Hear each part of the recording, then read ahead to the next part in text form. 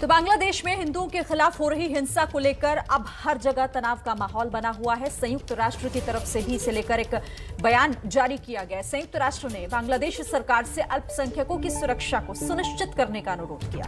साथ ही हिंदुओं के खिलाफ हिंसा की निष्पक्ष जांच करने को भी कहा है। संयुक्त राष्ट्र ने कहा है कि हिंदुओं पर हाल ही के हमले बांग्लादेश के संविधान के खिलाफ हैं। अमेरिका ने भी हिंदुओं पर हो रहे इन हमलों की निंदा की है। तो अमेरिका ने भी बांग्लादेश में हिंसा की निंदा की है। बांग्लादेश में जिस तरह से हिंदुओं के खिलाफ हिंसा की घटनाएं लगातार बीते कई दिनों से सामने आ रही हैं, जिस पर अब दुनिया से आवाज उठ रही है। बताइए। तो बांग्लादेश में हिंसा के खिलाफ भारत ही नहीं बल्कि दुनिया के कई देशों में प्रदर्शन हो रहे हैं। अमेरिका के न्यूयॉर्क में हिंदुओं विरोधी हिंसा को लेकर हिंदू समुदाय के लोगों ने प्रदर्शन किया है। रूस के मॉस्को में भी हिंदुओं ने बांग्लादेश की हिंसा के खिलाफ आवाज उठाई है। 3 तस्वीरें आपके सामने हैं। बांग्लादेश में हिंदू विरोधी हिंसा की तस्वीर दूसरी तरफ है। न्यूयॉर्क और मॉस्को में हिंदुओं ने हिंदू विरोधी हिंसा के खिलाफ सड़कों पर उतरकर प्रदर्शन किया है कि राम राम हरे हरे के नारे के साथ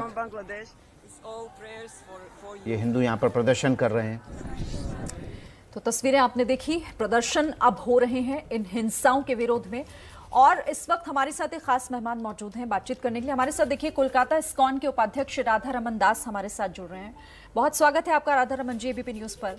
सबसे पहले तो मैं आपसे ये जानना चाहती हूँ, क्योंकि तस्वीरें सामने आ रही हैं लगातार, किस तरह से हिंदुओं को निशाना बनाया जा रहा है, वहां पर मंदिरों में तोड़फोड़ हो, चाहे हत्याएं की जा रही हों। आपको वहां से क्या जानकारी मिल रही है, वहां पर हो क्या रहा है, क्योंकि विरोध इस्कॉन की तरफ से भी जताया गया है। एक्चुअली सिचुएशन अभी भी ख़राब है। कल वहाँ पर एक प्रॉब्लम ये हो रहा है कि कनेक्टिविटी नहीं है, लाइट्स नहीं है और मोबाइल नेटवर्क को भी काटा हुआ है और इंटरनेट कनेक्टिविटी भी नहीं है। तो जब भी वापस आ रहा है तो वहाँ से भक्त हमको फ़ोन कर रहे हैं और एक एक ऐसी घटना बता रहे हैं कि हम मतलब बहुत ही हृदय विदारक है। जैसे कल सवेरे इस्कॉन मायापुर में एक महिला रहती हैं, उनका परिवार बांग्लादेश में रहता है। तो जब उसने हाल चाल पूछने के लिए फ़ोन किया तो बहुत ही दुखदाई खबर उनको मिली। उनके परिवार ने बताया कि उनके उस परिवार में जितनी भी महिलाएं सदस्य थी सबका रेप किया था और जो 10 साल की जो बच्ची थी उसका भी उन्होंने रेप किया था। बांग्लादेश के कुछ न्यूज़ चैनल ने उस न्यूज़ को चलाया भी कि उस 10 साल की बच्ची की मृत्यु हो गई एक्चुअली। तो इस तरह की हम लोग को पिक्चर्स निकल के आ रही। वो महिला बताई कि एक्चुअली वो मेरा परिवार इतना डरा था कि उनके मेल सदस्य को बताया गया था कि अगर तुमने इस बात की चर्चा यहाँ पर किसी को भी बताया बांग्लादेश में तो तुम्हारी आके हम फिर से हत्या कर देंगे। तो राधा रमन दास जी, आपको लग रहा है कि पिछले कई दिनों से हिंसा चल रही है और वहाँ की सरकार इस हिंसा को काबू करने में नाकाम है या फिर वहाँ पर कट्टरपंथी तत्वों के आगे वो अपने हथियार डाल चुकी है? एक्चुअली जो गवर्नमेंट है वो आर्मी और पुलिस डिप्लॉय कर रही हैं, लेकिन जहाँ पर आर्मी और पुलिस रहते हैं वहाँ पर उसको छोड़ के ये उग्रवादी लोग दूसरी जगह जाते हैं और वहाँ पर तांडव मचाते हैं। कल हमने सुना कि गवर्नमेंट ने, बांग्लादेश की गवर्नमेंट ने वहाँ के जितने भी पुलिस थे जहाँ पर इफेक्टेड एरिया है उनका तबादला किया है और अभी तक तो कुछ आज सवेरे से बात नहीं हो पाई है। अभी जब बात होगी तो पता चलेगा कि एक्चुअली क्या सिचुएशन है, कुछ फर्क पड़ा है कि नहीं। जी अच्छा, राधा रमन जी की कहा यह जा रहा है कि देखिए ये एक साजिश है और साजिश के तहत इस तरह की वहां पर हिंसाओं को और आग दी जा रही है। मैं आपसे जानना चाहती हूँ क्या पहले भी इस तरह की कोई घटनाएं या ऐसा कोई वाकया हुआ है? एक्चुअली ये होता रहता है। 5 साल पहले भी हमारे 2 भक्तों का गला रेत करके मार दिया गया था। तो 1-2 भक्त ऐसे मरते रहते ही हैं कुछ ना कुछ दिन के बाद। और शायद 1-2 साल पहले हमारे एक मंदिर में के शीशे को तोड़ दिया था उन्होंने। लेकिन ये जो 9 दिन का जो कुचक्र चल रहा है भयंकर, जिसमें 13 अक्टूबर से शुरू हुआ, दुर्गा पूजा पंडाल से शुरू हुआ तोड़ना, फिर इस्कॉन मंदिर में आक्रमण हुआ, तो ये बहुत ही भयंकर है। मतलब ये शायद बहुत दिनों के बाद हो रहा है, शायद इतने बड़े पैमाने में शायद 71 के बाद में इतना भयंकर हो रहा है। और काफ़ी लोग इफेक्टेड है। जैसे तस्वीर आप देख रहे होंगे कि कई गाँवों को जला दिया गया है, इवन पशुओं को नहीं छोड़ा, छोटे छोटे बहुत सारे बच्चे मरे हैं।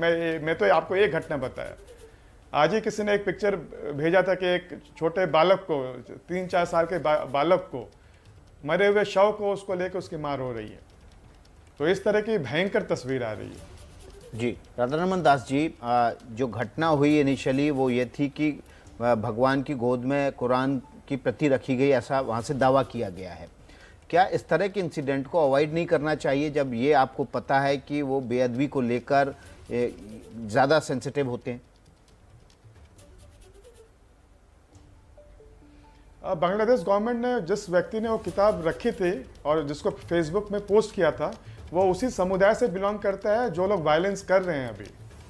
तो ये बहुत बड़ा एक षड्यंत्र के तहत कि मतलब इसको रख कर उत्तेजित करके लोगों को पूरा प्री प्लान चीज़ किया गया है। मतलब ये एक नरसंहार है, जिनोसाइड है।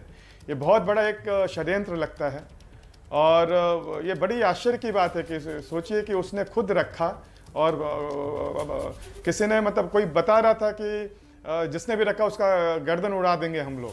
तो मेरा यही पूछना है कि जब बांग्लादेश सरकार बता रही है कि उन्हीं के समुदाय का है, तो हम लोग तो गर्दन उड़ाने की मांग नहीं कर सकते हैं, ना तो करना चाहते हैं, लेकिन हम ये जरूर बोलना चाहते हैं कि जो कानून है वहाँ का बांग्लादेश का, उसके अनुसार फांसी दी जा सकती है, तो इस व्यक्ति को इमीडिएटली फांसी दिया जाना चाहिए।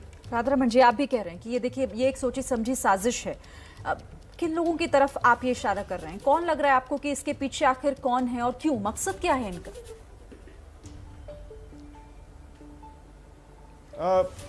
बांग्लादेश सरकार ही बताई है, उनके काफ़ी मंत्री लोग का मैं स्टेटमेंट सुन रहा था, तो उनके अनुसार वहाँ पर कोई जमाते करके ग्रुप है जो इस तरह का मतलब जो बहुत ही रेडिकल्स है, वो करते रहते हैं सब कार्य।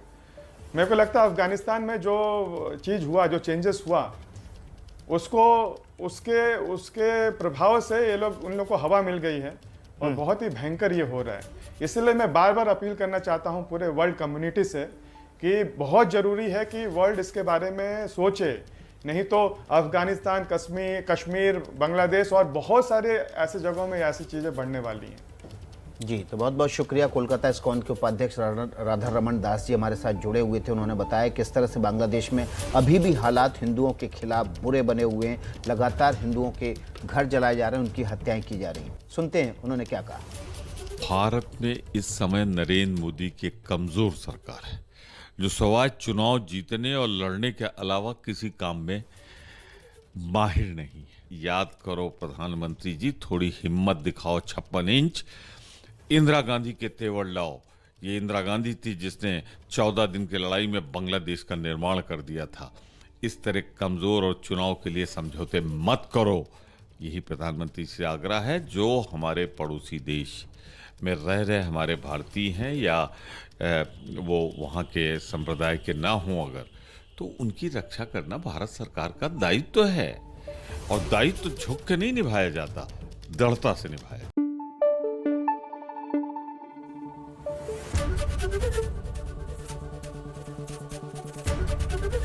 एबीपी न्यूज आपको रखे आगे।